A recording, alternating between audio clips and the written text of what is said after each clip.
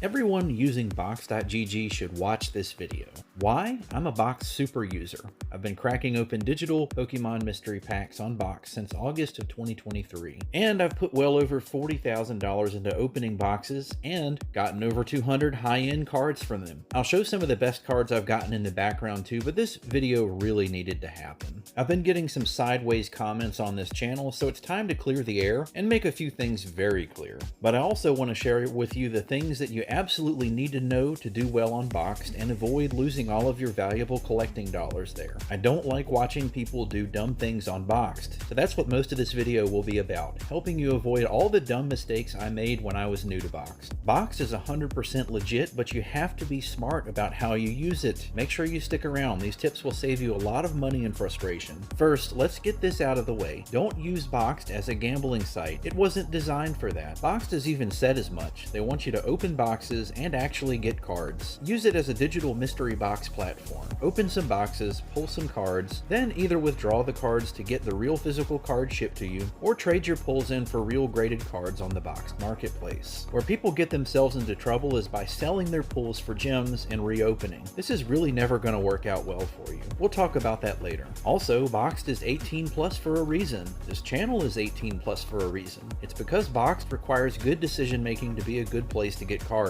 On average, I've had better pull value from Boxed compared to packs, but problem gamblers and kids should stay away. And also make sure you save some gems for shipping fees. You can ship up to 15 cards in one shipment. I've made this mistake a few times. Now let's talk about picking mystery boxes to open. You should pay attention to this symbol. Boxed has 3 spice levels that tell you how risky a box is. Red is the spiciest, aka the riskiest type of box. These are boxes with huge chase cards in them, but they're hard to get, really hard to get. As in, you have to open a lot of boxes to get them. Stay away from these generally unless you have a lot of money to throw at them or you're comfortable with high risk. Yellow spice is middle risk, middle reward. These can be decent boxes to open in volume with good hits, but still pretty high risk. The absolute best boxes for new users are green or low spice boxes. These have smaller big hits that are still rare, but also lots of middle grade cards that you could get. Generally get close to 80 to 90% expected value on these a lot easier than the 2 higher spice categories. And if you open enough of them, the pulls add up. Most importantly, pay attention to the pull rates in boxes too. Seriously, don't think you're going to get a 0.01% Moonbryon by opening one box. That is literally a 1 in 10,000 chance. Next up, after you've found the boxes that you like at the risk level you're comfortable with, set a budget for yourself. Seriously. Just like buying cards in the store, don't spend more dollars on gems than you can afford. Setting a collecting budget will help you build your collection faster in the long run by keeping your spending on cards manageable. Now, I love Pokemon cards. I have a ton of them, but I also like groceries, utilities, and mortgages being paid on time. Set your limit, know your limit, and stick to it. And also take advantage of all the ways to get free gems on Boxed. And next up, be patient when withdrawing raw cards. They do take a while to ship, but they do come. I've gotten every single card I've withdrawn from Boxed, tons of them.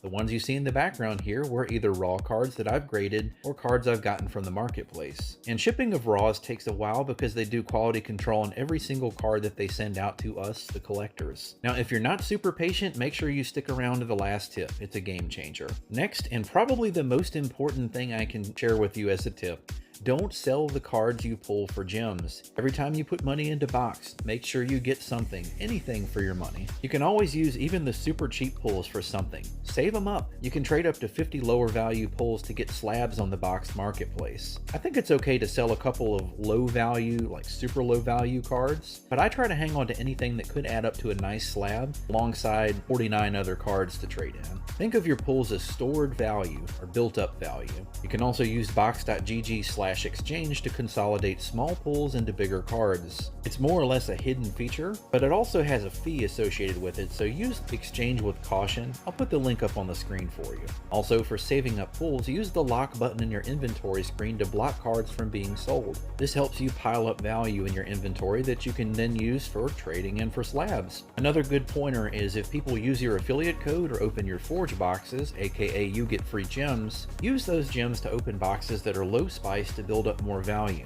Also, keep an eye out for creators like me doing gem giveaways. And lastly, let's talk about where all these sweet slabs you see in the background came from. Again, all of these came from exchanging my raw pulls, digital cards, for real slabs on the Boxed marketplace. Marketplace tab is right here. You can browse slabs available and search for a specific card, or if you want, you can filter things down just to show the cards that you have enough gem value for. Slabs ship way faster than raw cards too. So major pro tip for Marketplace, be super patient while you're saving up your pulls. Make sure you use a price tracking tool like Collector or TCG Player to check and make sure the slab you're considering is a decent deal. Box doesn't own the Marketplace, it's actually a collab with PWCC aka Fanatics, so some cards are really overpriced due to platform fees and greedy sellers. Be patient and check it daily for good deals.